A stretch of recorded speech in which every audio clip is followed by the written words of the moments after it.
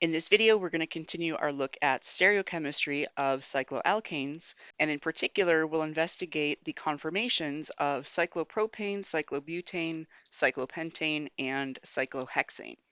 Remember in the last chapter when we were talking about conformations of alkanes, we talked about a few different types of steric strain,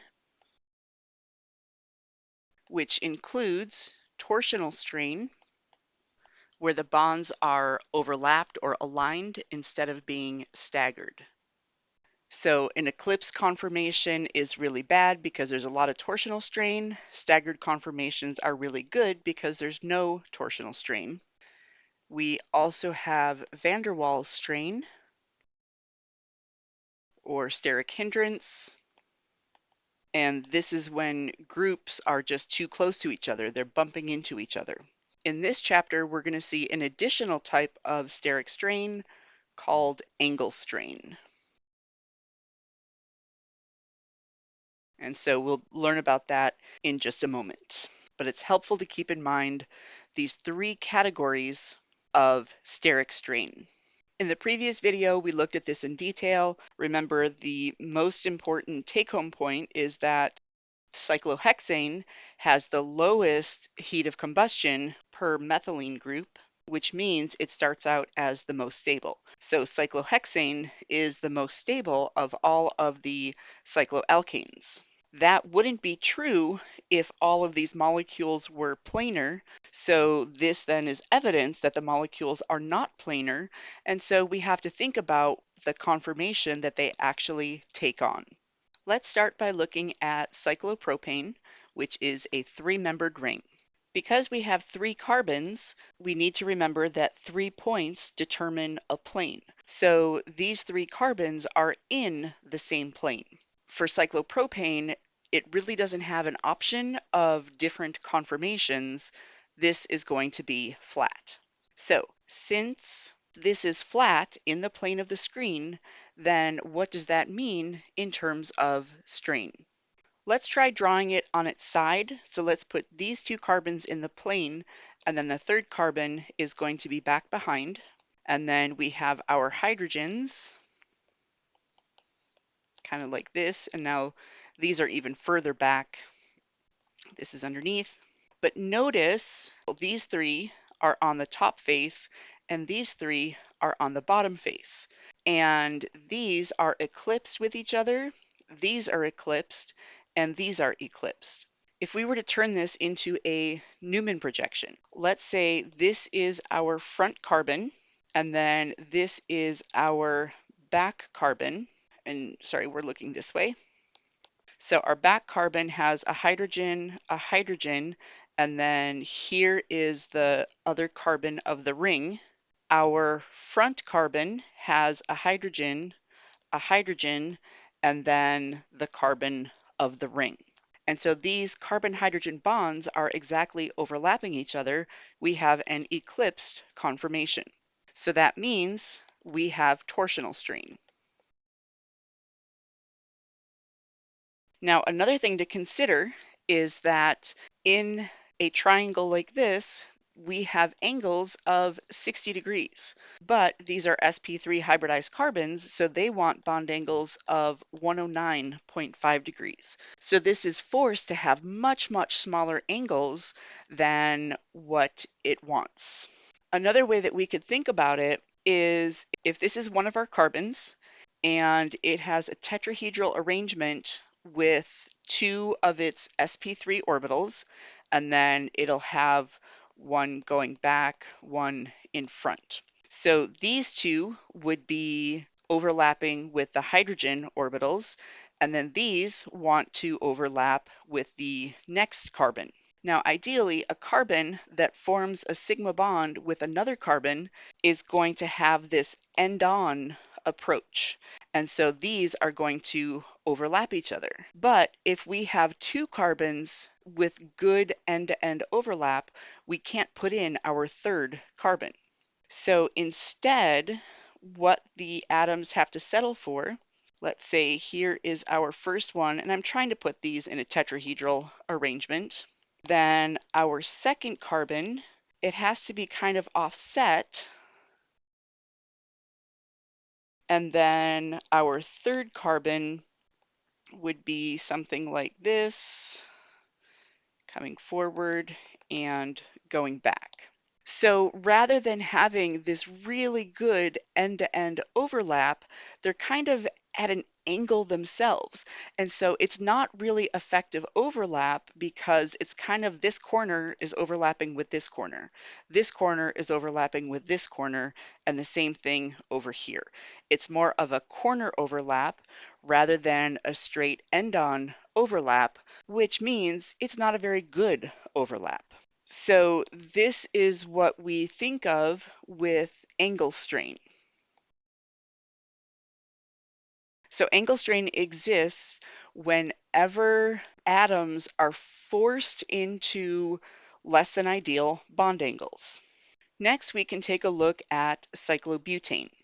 Now with cyclobutane, if it was completely flat, then we know that it would have a lot of torsional strain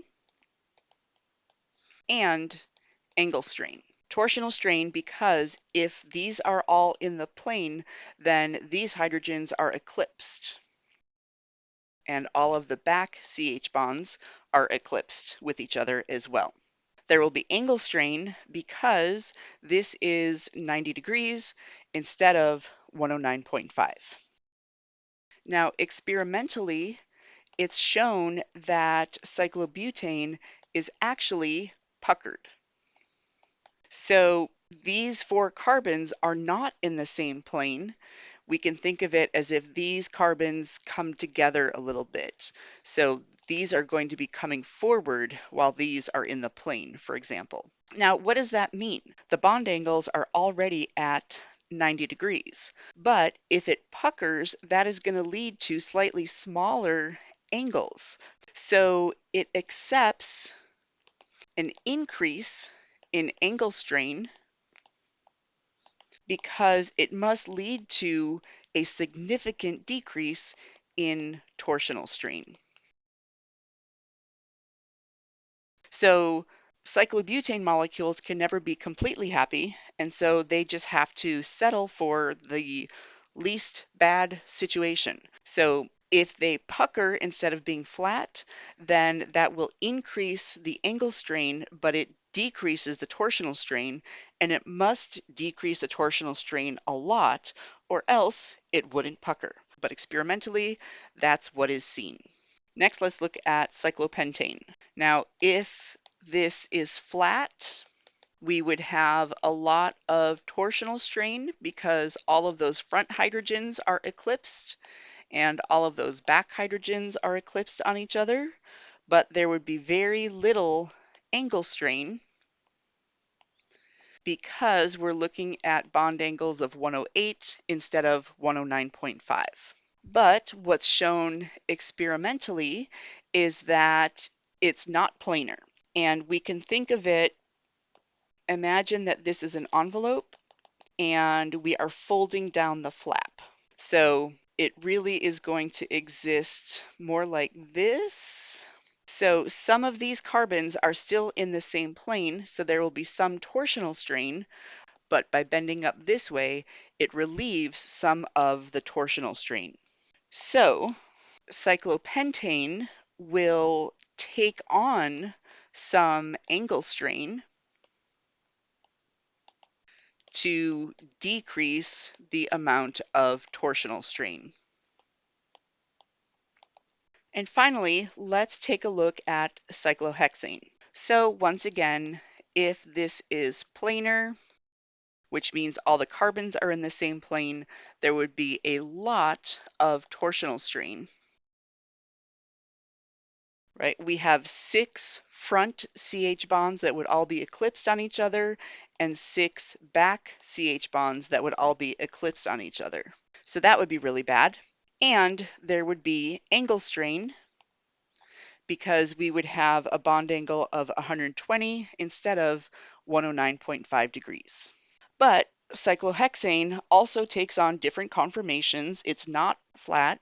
And what we can think about is a couple different ways. One way, you can think about this side kind of folding down, this side kind of folding behind the screen. So one way we can see it is like this. So imagine this is in front, and then these carbons are back behind. So this is called the boat conformation, although that's not very obvious. But if we were to look at it from this side, then what we get is something that looks like this. Again, this is coming forward in front of the screen. And believe it or not, this is the same as this. It's just looking at it from the side. And now, hopefully, you can see that this is a little boat. In addition to the boat conformation, now let's imagine that from the boat conformation, we take this part and we fold that down. Now this gives us a different conformation that looks something like this. So we're looking at this ring perpendicular, mostly perpendicular to the screen, and this bond is in the front, and then this carbon and let's think of this carbon are in the plane, and then these two carbons would be in front of the plane, and these two carbons would be back behind the plane. And now we can picture we have somebody sitting here enjoying their little margarita, and so this one is called a chair conformation. Now with a chair conformation, it just so happens that the bond angles are 109.5 degrees, so exactly what an sp3 hybridized carbon wants. So there is no angle strain, and all of the bonds are completely staggered. So there is no torsional strain either. If we were to look down this bond, for example, our front carbon has a carbon going this way, and that goes to the rest of the ring. It has a hydrogen here and a hydrogen here. Our back carbon has a carbon coming here. That's what goes to the rest of the chain, a hydrogen here and a hydrogen here. So a chair conformation is completely staggered, and its bond angles are ideal. And so a chair conformation is the most stable conformation of cyclohexane.